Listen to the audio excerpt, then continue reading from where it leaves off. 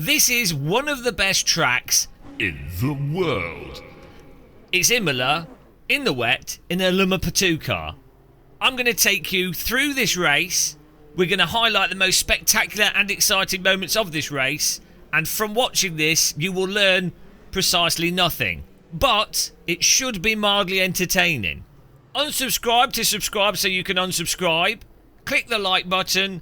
And we don't have a sponsor for this video. So if you want me to drink fancy tea, consider joining our other Patreon and channel members. They all regret it, and now you can too. Thanks for all the support, guys. First things first, moist track. Fantastic. And I did find the button to turn the windscreen wiper on. That's a great bonus. But we've also got the W tyre on, which stands for we're definitely not going to be able to see anything at the start of the race. So we've got to be really careful at the beginning, because you wouldn't want to do anything stupid, like drive into the car in front of you.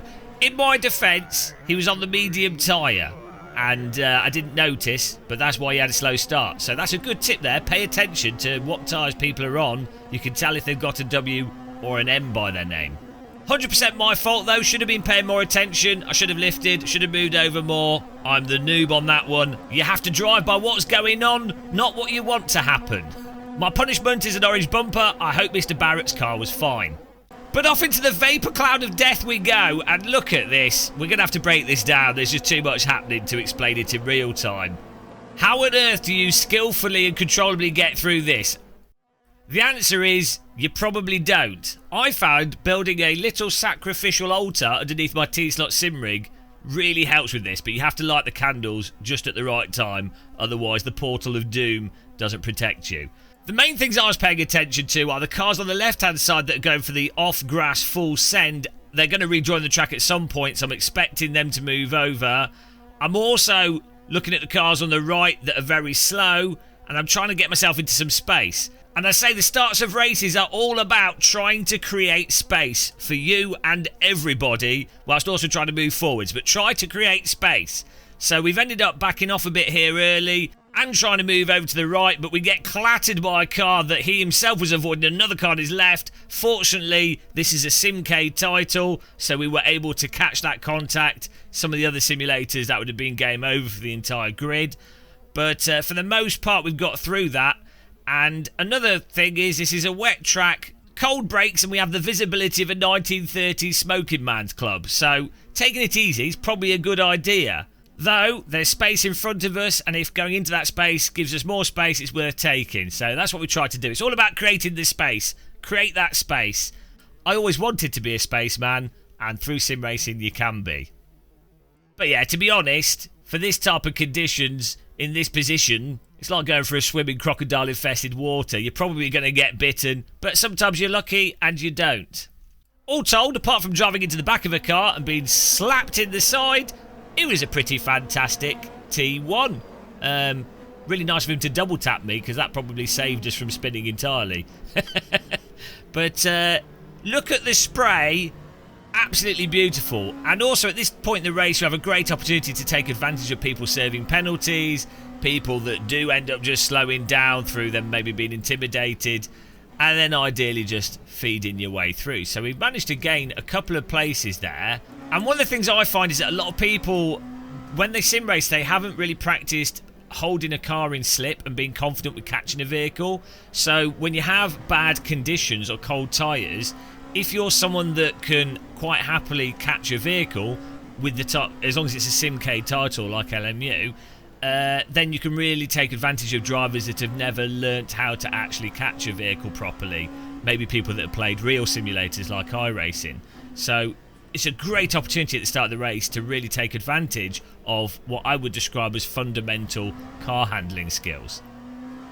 Now the chicane coming up does me in every time in every sim. Every single simulator, the brake point and the angle and what you can get away with on the chicane is different, and every car and every setup, and you lose so much time on that track for not flowing through there, for not really attacking that chicane and getting it just right.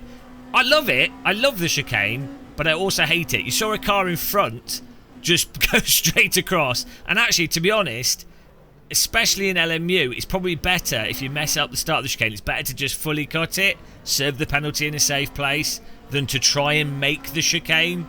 It's actually like trying to land a plane. If you can't actually stick the landing nice and tidy, sometimes do a go around or miss the airport altogether or fly into a house. That's what I do. But yeah, cutting the track can actually be a good thing to do, and LMU's penalty system will kind of let you get away with it a bit. Just make sure you serve it, otherwise you might get a drive-through. Now, another thing worth noting is the wet tyres are actually, in many ways, closer to a road tyre in that they're kind of more forgiving, and if you're in a track that's not absolutely flooded and sort of moist, you really can get away with sliding the vehicle around a bit and pushing a bit harder. You need to be careful on wellying the throttle, and you can just still insta-snap lose it. So you've got to be careful, but it's quite nice how much you can lean on the wets. And we're going to try and take advantage of that by going up the inside here. We had less TC, we got a better exit, we were straight on the exit, up the inside, Merry Christmas. He kind of gave it up because he knew he'd run out of track at the speed he was on the outside line there. Happy days, that's another place. And we're also pushing onto the next car, Mr. T. Kennedy. Again, really taking advantage of the ability to push on the wet tyres and our confidence on the wet tyres. I'm just gloating, don't mind me. And T. Kennedy makes a bit of a mistake. He got in a bit too deep, went a bit wide, then couldn't get the power down. And I think, again, he's got his TC on quite high, so that's not allowed him to get the power down. And we've got nicely up the inside. Tried to break it there. When you're on the inside of this corner, it's very hard for the car on the outside to actually do anything about it, especially with the LMP2 cars, because these turn about as effectively as a cross-channel ferry. But the first lap here, absolute success and bonanza of positions, because we've moved up to 5th place. Now, you'll also notice that the track is starting to dry out and the rain has stopped. So this is Italy, where they do actually have pauses in the rain, unlike the UK where it's just always raining. And it also rains properly in Italy, like you actually get wet. It's not that weird, annoying mist type of rain that you can't really see properly but just goes through your clothes and through your entire body. So as a result, the rain is stopping and starting, and that's making things quite interesting for how the track surface is getting moist, and then how that affects the temperatures and the nature of the wet tyres. An important thing to note with Le Mans Ultimate is that the wet tyres are actually pretty happy on a slightly drier track. Like, you really can get away with keeping the wet tyres on for a long time. If you know the track is going to get wet again, or you know it's not going to fully dry, you really can absolutely abuse those wet tyres. I don't know how realistic that is, but that's the way it is in this video game, so you might as well take advantage of it. Skipping ahead, we had 10 minutes of us driving around in 5th place. Just being very consistent, not making any mistakes. Tyres getting a bit warmer, but then the rain starting again now with 11 minutes left on the clock. And with this race being a 30-minute race, again, that sort of consistency really starts to come into play, and the consistency with the variable conditions. This is something I'm really enjoying with Le Mans Ultimate. Just slightly longer races. I think 30 minutes is still a sprint race, but slightly longer races with the variable conditions really does help reward drivers that can get into that focused meditative zone and put down the laps. And also, I just find it really enjoyable when you've got the pressure of closing down the other cars. You will have noticed as well, we did actually move up one position because someone decided to pit early. Now, this race is LMP2 and GT3, but unfortunately on this track, you barely get to see the GT3 cars, which is a real shame because driving through traffic is really fun and a really interesting dynamic, and also helps spice things up and keep things active. The only GT3 cars in this Imola race that we come across are the noobs and losers that made mistakes, and they're the stragglers. So with that in mind, in this race, in this format, and when you first come across GT3 cars in a race where you're lapping them, always be more cautious on the first GT3 cars, because they're probably the most angsty. They're like the teenagers of GT3s. Inexperienced, angry, erratic, and prone to getting people pregnant. Well, maybe not the last bit, but you know, I'll be really careful around them. I don't trust them. Now we're getting close to the pit stop and we've managed to move right up onto the tail of the LMP2 cars that we were catching, and they've come together, they've made a mistake, very silly, but get ready for this. This is how you pit. This is pro pitting here.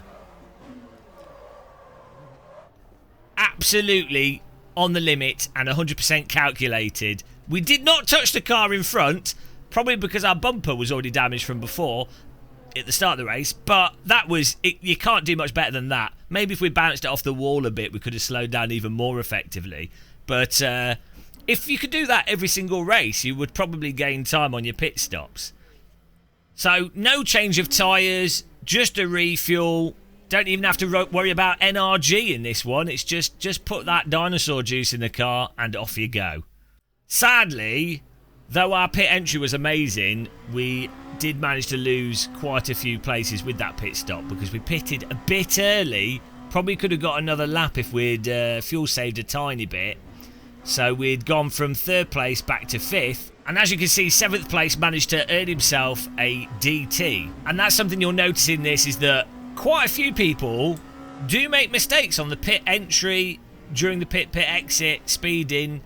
And I'm not quite sure why, because you're not going to gain that much time rocketing into the pit lane. I mean, I would never do that and lock up and almost take out the car in front.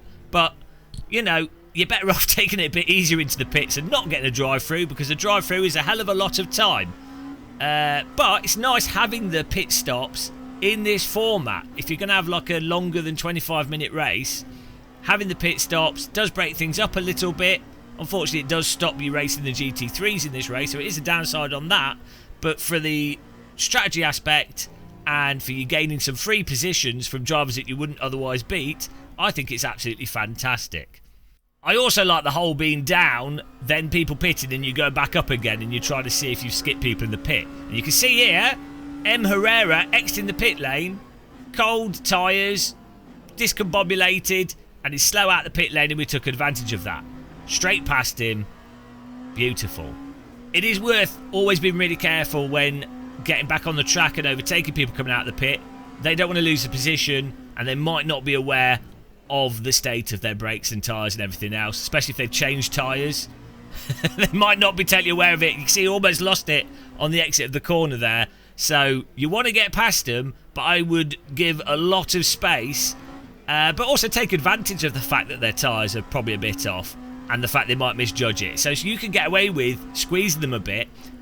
If you're on the inside, they're going to be the loser from their tyres being not in optimal condition. But if you're on the outside, you're going to be the loser of their tyres not being in the optimal condition. So, as always, the inside is much safer than the outside. You wouldn't want to go outside. Sim racers are actually very familiar with staying inside and the safety that comes from that. Should come naturally to sim racers.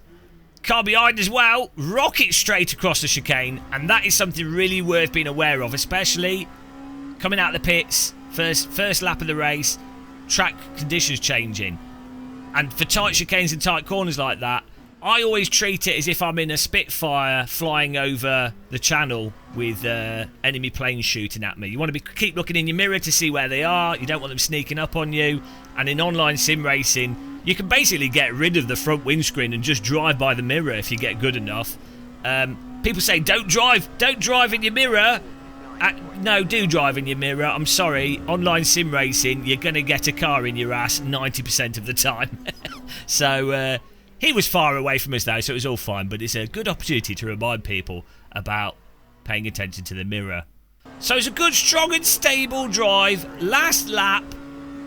I don't think we're going to catch up with P1 or 2, but we have caught up with the GT3 field. It is a real shame that on this track, there's just not enough time for the LMP2 cars to really be going through the GT3 cars, as I said earlier, because I do think it's such a fun dynamic. LMP2 cars racing each other in amongst the GT3 cars and having to work out that traffic dynamic.